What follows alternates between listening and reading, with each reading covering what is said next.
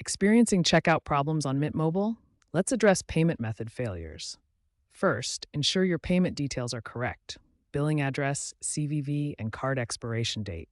Mismatched info triggers declines. Mint Mobile supports various payment options, including PayPal, Venmo, and even Bitcoin through third party processors. If your card is declined, contact your bank to check for holds or fraud alerts. Consider using Mint Mobile's app for a smoother experience, as it often bypasses browser related glitches. As of July 2025, Mint has implemented retry mechanisms for failed transactions. If problems persist, switch payment methods or try a virtual card.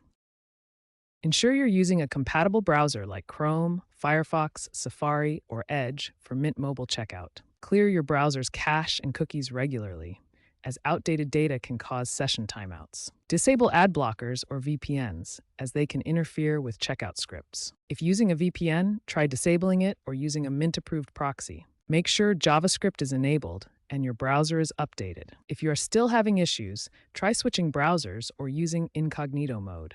As of June 2025, Mint Mobile has added VPN-friendly authentication flows to reduce these issues.